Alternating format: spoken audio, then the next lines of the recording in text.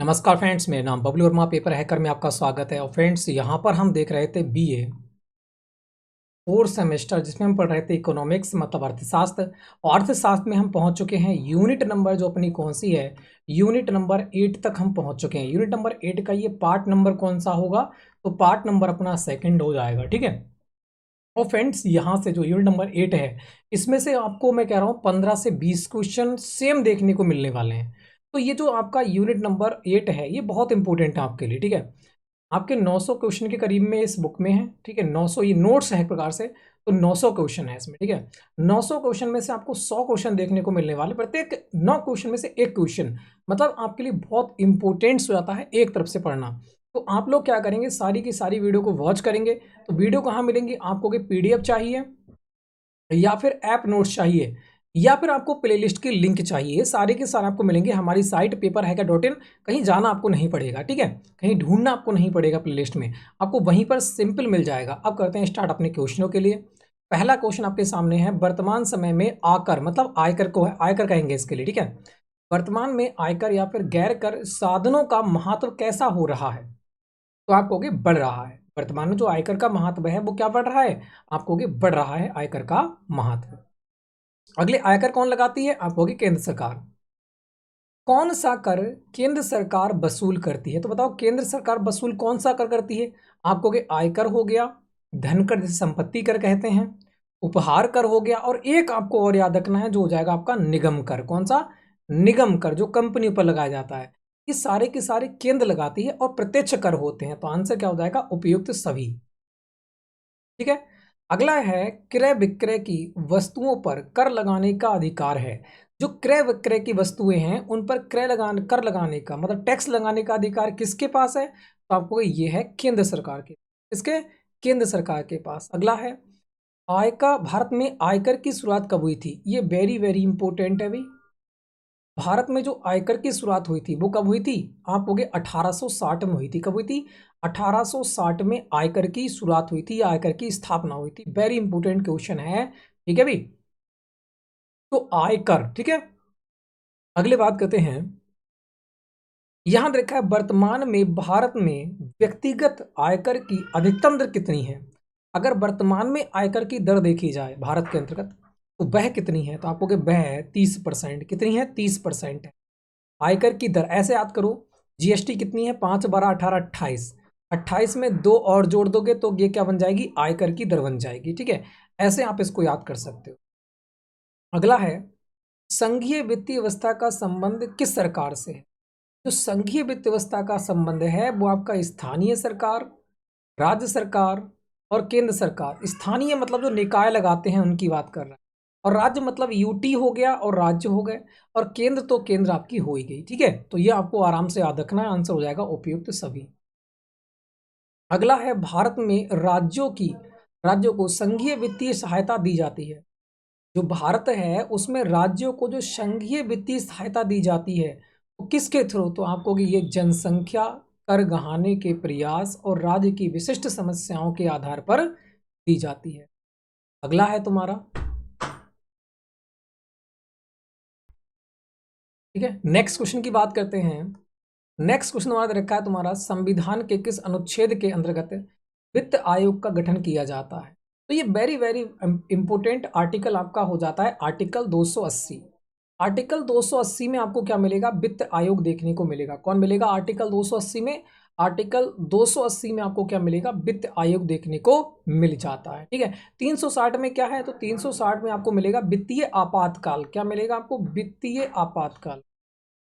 वित्तीय आपातकाल देखने को मिल जाता है 360 में। ठीक है, ये वेरी वेरी इंपॉर्टेंट है। दोनों इसमें कंफ्यूज आप होगे कि 360 लगाऊं या फिर 380 लगाऊं, तो 360 में आपको वित्तीय आपातकाल दे रखा है, मगर 280 में जो है ये आपको क्या है, वित्त आयोग का गठन दे रखा है। वेरी वेरी इंपॉर्टेंट आर्टिकल आपका हो जाता है। ठीक है, और वर्तमान में कौन सा वित्त आयोग चल रहा है, तो आपको 17वां वित्त आयोग है। ठीक है, अगला है तुम्हारा, संघीय वित्त आयोग का संबंध किस सरकार से है। जो संघीय वित्त, सॉरी 15वां वित्त आयोग चल रहा है, 15वां वित्त आयोग, कौन सा, 15वां वित्त आयोग है ना। 15 वित्त आयोग गठन कब हुआ था, तो आपको 2017 में हुआ था। ये उल्टा मैं बताने लगा आपके लिए, 15वां वित्त आयोग चल रहा है, 2017 में इसका गठन हुआ था। और वर्तमान में इसके जो अध्यक्ष हैं, और ये किसका कार्यकाल कितना है 15 वित्त आयोग का, तो आप कहोगे ये 2020 से लेकर 2025 तक है। कितना है? 2020 से लेकर 2025 इसका क्या है, आप कहोगे इसका कार्यकाल है। और वर्तमान में 15 वित्त आयोग जो बने हैं वो कौन बने हैं? एन के सिंह, जिन्हें नंद किशोर सिंह भी कहते हैं। क्या कहते हैं?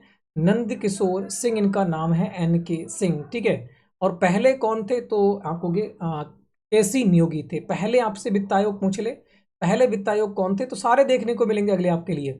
KC नियोगी कौन थे? KC नियोगी आपको देखने को मिलेंगे, KC नियोगी। और पहले वित्त आयोग गठन कब हुआ था? तो आपको हुआ था 1951 में, पहले वित्त आयोग का गठन हुआ था। तो ये आपको बहुत इंपॉर्टेंट है और ये आगे आपको देखने को मिलेंगे ये क्वेश्चन। ठीक है, चलो अगले बात करते हैं। यहां दे रखा है तुम्हारा संघीय वित्त व्यवस्था का संबंध किस सरकार से है। अगर हम संघीय वित्त व्यवस्था की बात करें तो इसमें स्थानीय निकाय देखने को मिल जाते हैं, स्थानीय सरकार के थ्रू। बात करते हैं राज्य सरकार हो जाती है और आपके केंद्रीय सरकार हो जाती है, तो आंसर हो जाएगा उपर्युक्त सभी। अगला है निम्न में से कौन सा कर केंद्र सरकार द्वारा वसूला जाता है और वित्त आयोग की सिफारिशों के आधार पर केंद्र और राज्यों में बांट दिया जाता है। तो वह कौन सा होता है? केंद्रीय उत्पाद शुल्क। कौन सा? केंद्रीय उत्पाद शुल्क होता है। ये केंद्र वसूल करती है और राज्यों के थ्रू ये बांट देती है। केंद्र और राज्य में इसको बंटवारा कर दिया जाता है 50-50% का, जैसा परसेंटेज हो उसी। बात करते हैं निम्न में से किस कर में राज्य सरकार को हिस्सा नहीं मिलता है। तो राज्य सरकार का हिस्सा किस में नहीं होता है? आपको कि आयकर में होता है, मृत्यु कर में होता है, केंद्रीय उत्पाद कर में होता है। मगर सीमा कर जो है, सीमा कर सारा की सारा केंद्र का ही होता है। सीमा कर जो होता है सारा का सारा किसका होता है? केंद्र का ही होता है। अगली बात करते हैं, बहुत इंपॉर्टेंट ये वाला। केंद्र से राज्यों को संसाधन किस रूप में प्राप्त होता है? केंद्र से राज्यों को संसाधन किस रूप में प्राप्त होता है?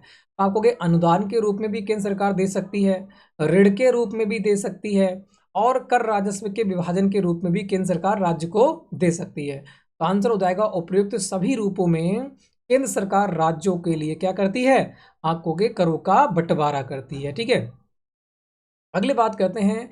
निम्न में से राजकोषीय नीति का उपकरण है। राजकोषीय नीति का उपकरण कौन सा? सार्वजनिक व्यय नीति, सार्वजनिक ऋण नीति, सार्वजनिक आय नीति, ये सारी की सारी आपको हो जाती है यहाँ पर बिल्कुल राइट। अगला है निम्नलिखित में से कौन एक सार्वजनिक आय में सम्मिलित नहीं है। तो ये बताना है सार्वजनिक आय में कौन सम्मिलित नहीं है। देखो बात करते हैं आयकर सार्वजनिक आय का है, उत्पादन शुल्क सर्व का है, अनुदान शुल्क, मगर बैंकिंग जो जमाएं हैं वो बैंक के थ्रू आती हैं। ठीक है, यही बिल्कुल राइट हो जाएगा। अगली बात करते हैं देश की राजकोषीय नीति की घोषणा कौन करता है। जो देश की राजकोषीय नीति होगी उसकी घोषणा कौन करेगा? आपको कि वित्त मंत्रालय करेगा। अगली बढ़ते हैं, यहां रखा है बजट शब्द किस भाषा से लिया गया है। तो बजट शब्द जो है वो किस भाषा से है? आपको कि बजट जो है वो फ्रेंच भाषा से है, फ्रेंच भाषा। ऐसे याद करो, बजट का बंटवारा कहाँ हुआ? बेंच पर, फ्रेंच पर। ऐसे इसको आप याद कर सकते। अगली बात कर लेते हैं, यहां दे रखा है निम्न में से कौन बजट का उद्देश्य नहीं है। तो बताओ बजट का उद्देश्य कौन सा नहीं है? वार्षिक वित्तीय प्रतिवेदन प्रस्तुत करना, बिल्कुल। जो वार्षिक वित्त बजट होता है 1 फरवरी 2017 से रिलीज हुआ था। आपको आर्थिक स्थायित्व बनाना, बिल्कुल करता है। इकोनॉमी को बनाए रखना। ठीक है, और बात करते हो उपयुक्त में से कोई नहीं, ऐसा तो नहीं। बात करते हैं कीमत निर्धारण करना, इसका नहीं होता है। जो कीमत निर्धारण करती है वो कौन करती है? RBI करती है, केंद्रीय बैंक मतलब सेंट्रल बैंक करता है। ठीक है, अगले बात करते हैं बजट भारतीय संविधान के किस अनुच्छेद का भाग है। तो बजट की बात करते हैं, बजट भारतीय संविधान में कहाँ से लिया गया है। तो आपको कि बजट का प्रावधान वैसे नहीं किया गया है। ठीक है, मगर बजट भारतीय संविधान के किस अनुच्छेद का भाग है, भाग की बात करेंगे तो वो हो जाएगा तुम्हारा कौन सा? आर्टिकल 112। बासे बजट बासे 12, बासे बजट और बासे 12, बासे बजट और बासे 12, बासे बजट और बासे 12। ठीक है, धारा 370 ये तो जम्मू कश्मीर की है ना, अलग संविधान की देन थी ये, तो इसको हटा दिया गया है। चलो अगले बढ़ते हैं, यहाँ देखा है भारत में किस वर्ष से रेल बजट का मुख्य बजट में विलय कर दिया गया।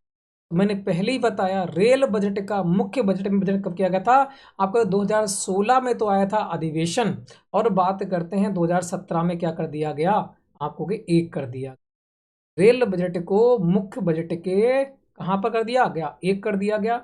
और जो पहले 30 फरवरी को आता था, सॉरी फरवरी 28 फरवरी को आता था पहले बजट, पहले बजट कब आता था, तो 28 फरवरी को पेश किया जाता था। मगर वर्तमान में इसी साल से 2017 से 1 फरवरी पहला बजट केंद्र और रेल का विलय कर दिया गया और वह पेश किया गया था 1 फरवरी 2017 से। ठीक है, 1 फरवरी 2017 से बजट का विलय कर दिया गया और पेश किया गया। अगले बात करते हैं, वित्त आयोग की नियुक्ति कौन करता है। तो वित्त आयोग जो होता है उसकी नियुक्ति कौन करता है, तो आपको राष्ट्रपति करता है वित्त आयोग की मंत्री। आर्टिकल किसमें है, आर्टिकल 280 में। अगले बात करते हैं, योग 11वें वित्त आयोग के अध्यक्ष कौन थे, वेरी इंपॉर्टेंट है। तो 11वें वित्त आयोग के अध्यक्ष आपसे पूछ ले तो वो है प्रोफेसर ए एम खुसरो। कौन है, प्रोफेसर ए एम खुसरो। ऐसे याद कर लो कि भाई 10वीं पास हुए 11वीं में आ गए तो कैसे होंगे, बहुत खुश होंगे। तो प्रोफेसर एम ए खुसरो, कौन है, प्रोफेसर एम ए खुसरो 11वें वित्त आयोग के अध्यक्ष। भाई 11वीं में आ गए कौन होंगे, तो बहुत खुश हो जाएंगे, भाई 10वीं पास हो गए, है ना। ऐसे इसको याद कर ले, हल्के हल्के ट्रिके हैं, इनको ट्रिकों से याद कर सकते हो। अगले बात करते हैं, 11वें वित्त आयोग के अध्यक्ष कौन थे, सॉरी 12वें आ गए यहाँ पर ना, ये तो 11वें थे, अब 12वें। तो 12वें वित्त आयोग के अध्यक्ष कौन हो गया, तो आपको 12 में बा दिख रहा है और बा ऑप्शन कौन सा होता है, दूसरा ऑप्शन होता है, अभी दूसरा।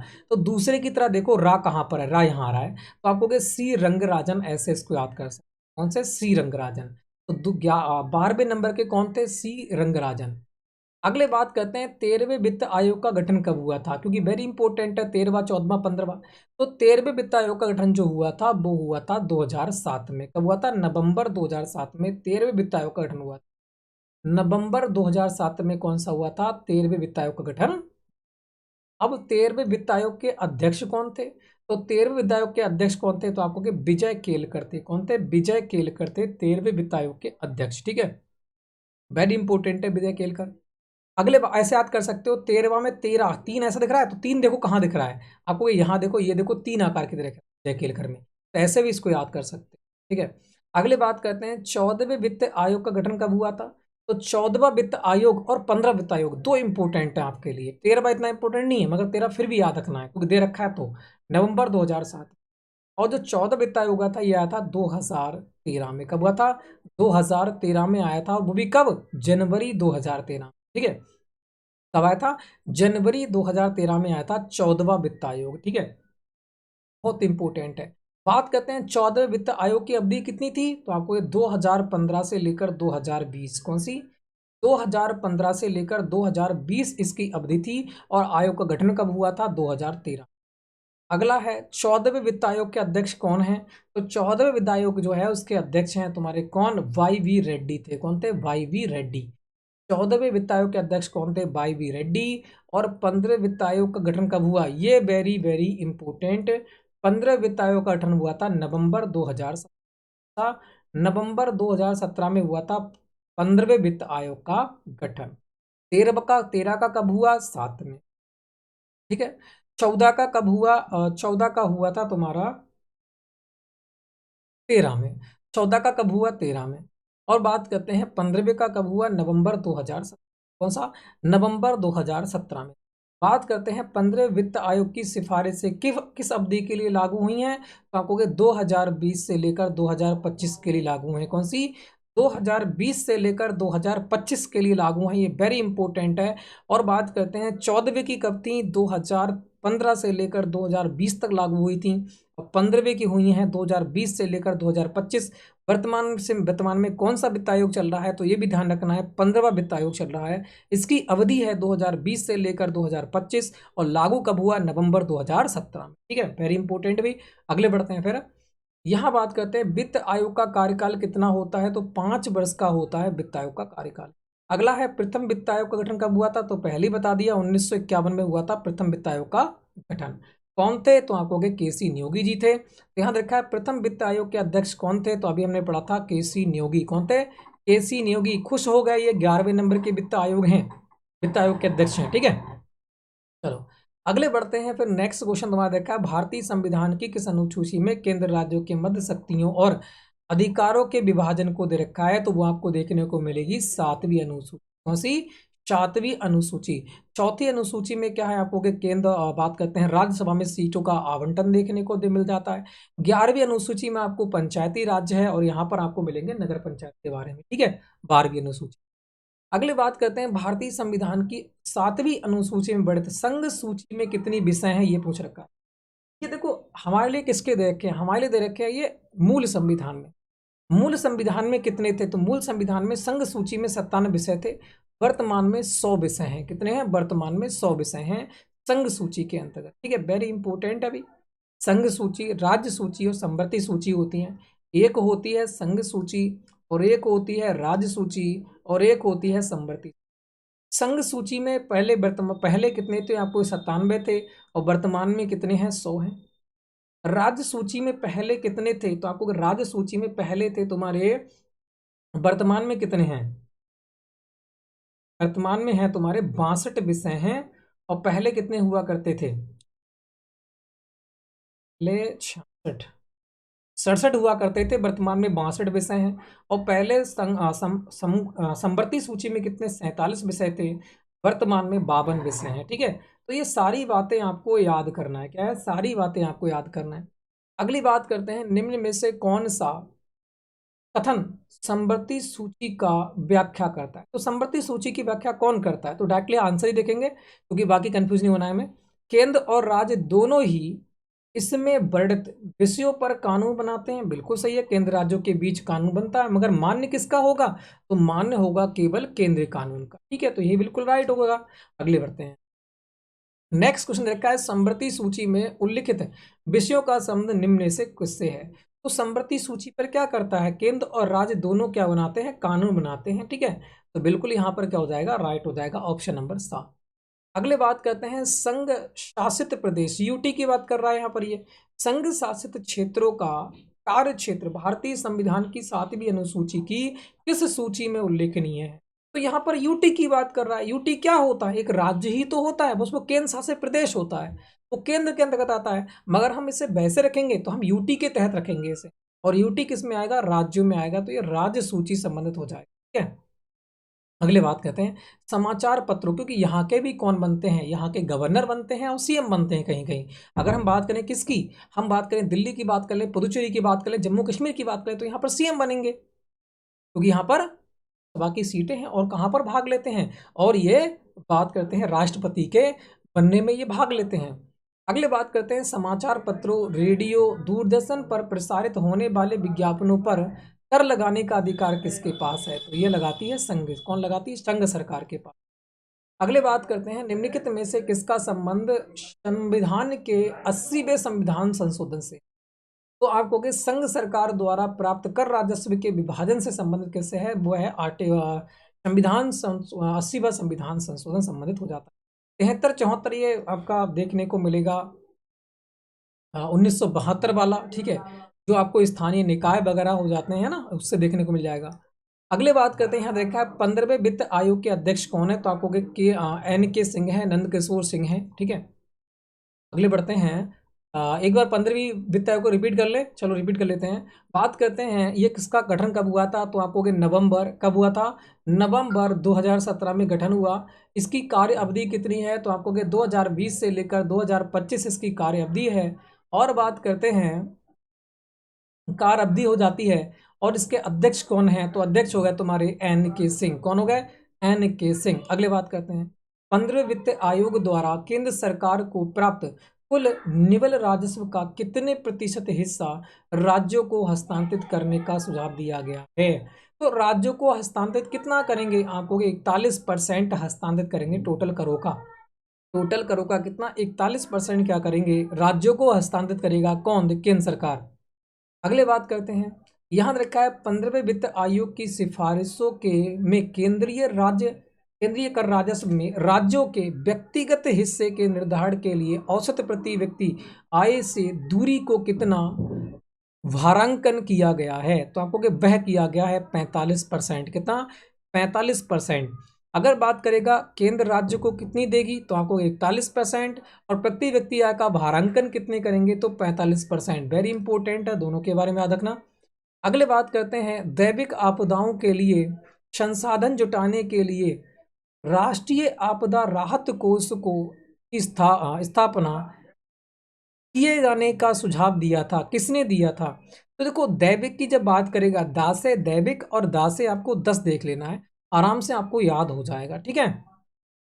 10वां वित्त आयोग था जो दैविक आपदाओं के लिए संरक्षण जुटाने के लिए राष्ट्रीय आपदा राहत कोष की स्थापना किए जाने का सुझाव दिया था इसने। तो इसने दैविक आपदाओं के लिए कौन सा था? 10वां वित्त आयोग था।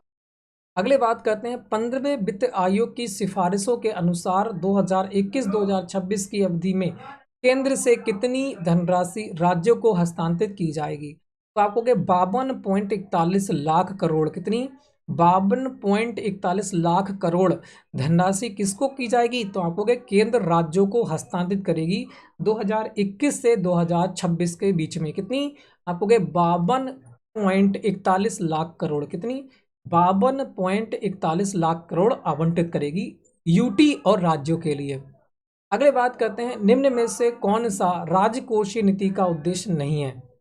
तो आपको उच्च आर्थिक विकास करना बिल्कुल होगा, वितरणात्मक न्याय करना और मुद्रास्फीति पर नियंत्रण करना, मगर विदेशी ऋण भार को कम करना ये बिल्कुल अलग हो जाएगा। अगले बात करते हैं, राजकोषीय नीति के अंग के रूप में निम्न में से कौन सा कार्य मुद्रास्फीति को बढ़ा सकता है? तो मुद्रास्फीति को कौन बढ़ा सकता है? अगर आपके पास बहुत पैसा है, जनता के पास बहुत पैसा है, एक ब्रिटानिया का पैकेट लेने जा रही है ना, एक ब्रिटानिया का पैकेट लेने जा रही है, तो क्या करेगी? आपको एक ब्रिटानिया का अगर पैकेट लेने जा रहे हैं तो आप लोग क्या करेंगे? बहुत सारे पैसे लेके जाएंगे, है ना। अगर मुद्रा संकुचन है तो आप क्या करोगे? आपको पैसा बहुत कम लेकर जाओगे और ज़्यादा चीज़ मिलेगी, तो वो क्या होगा? मुद्रा संकुचन। और मुद्रा स्फीति क्या होती है? एक ब्रिटानिया का पैकेट लेने गए, अभी 10 रुपए का मिल रहा है, मुद्रा स्फीति हो जाएगी तो वही पैकेट आपको कितने का मिलेगा? 100 रुपए का, 1000 रुपए का एक पैकेट मिल जाएगा, तो ये मुद्रा स्फीति कहलाती है। तो आप हो गए केंद्रीय बैंक से उधार लेना। अगर हम बात करते हैं केंद्रीय बैंक से, जो छोटी छोटी बैंक है वो उधार लेंगी, इसका मतलब कर कम है, और कम कम कर कम है तो लोग आपसे बात करते हैं, फिर क्या करेंगे? जो लोग हैं वो भी उधार ज़्यादा लेंगे, अगर टैक्स ज़्यादा होगा तो उधार कम लेंगे। तो आप होगे केंद्रीय बैंक से उधार लेना। अगर केंद्रीय बैंक से जो छोटी छोटी बैंकें हैं, व्यापारिक बैंकें हैं, वो अगर उधार ले रही हैं, इसका मतलब टैक्स कम है ना, कर कम है, तो मुद्रास्फीति और बढ़ जाएगी। तो मुद्रास्फीति बढ़ सकता है, तो आपको केंद्रीय बैंकों के उधार लेने से मुद्रास्फीति और बढ़ जाएगी।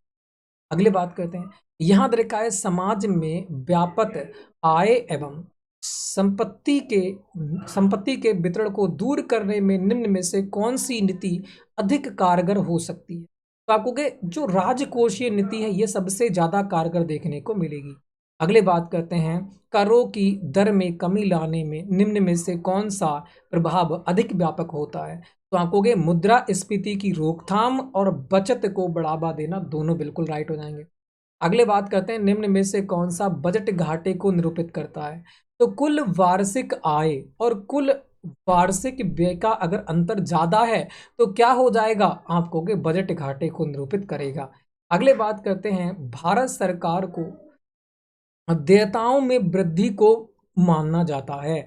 आपको अगर राजकोषीय घाटा माना जाता है, अगर देयताओं में वृद्धि है और भारत सरकार का बजट कम है तो क्या माना जाएगा? राजकोषीय घाटा माना जाएगा। अगले बात करते हैं, बजट में शामिल आंकड़ों में निम्न में से कौन सा समूह सम्मिलित होता है? तो आपको चालू वर्ष के लिए वार्षिक बजट अनुमान बिल्कुल होता है, चालू वर्ष के लिए संशोधित अनुमान भी आंके जाते हैं, और आगामी वर्ष के लिए बजट अनुमान भी आंका जाता है, तभी तो फरवरी में लॉन्च करते हैं। तो आंसर हो जाएगा ऑप्शन नंबर। अगला है, निम्न में से किस प्रकार के बजट का संबंध केवल व्यय पक्ष से होता है? आपको आयोग जागत बजट आयोजना भिन्न बजट से हो जाएगा, ये बिल्कुल सही हो जाएगा, ठीक है। अगला है तुम्हारा, बजट के आर्थिक वर्गीकरण में निम्न में से किससे संबंधित आंकड़ों का समावेश होता है? तो आपको विभागीय आय व्यय और आपको विभागीय उपक्रमों का आयव्यय, दोनों की दोनों यहाँ पर बिल्कुल सही आंसर हो जाएंगे।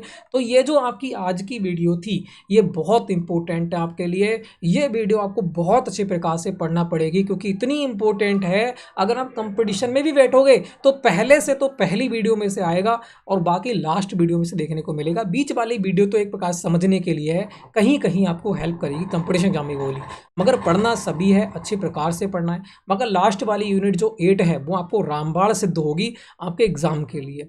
ठीक है, तो बहुत इंपॉर्टेंट यूनिट है यूनिट नंबर 8। इसको घोल कर पी जाना है क्योंकि यहाँ से आपको डायरेक्टली 15 से 20 क्वेश्चन देखने को मिलने वाले हैं एग्जाम में। तो वीडियो अच्छी लगी हो तो लाइक करो, शेयर करो, चैनल को कर दो सब्सक्राइब, बेल आइकन को प्रेस करो। नेक्स्ट वीडियो में जल्दी ही मिलेंगे, तब तक के लिए जय हिंद, जय भारत।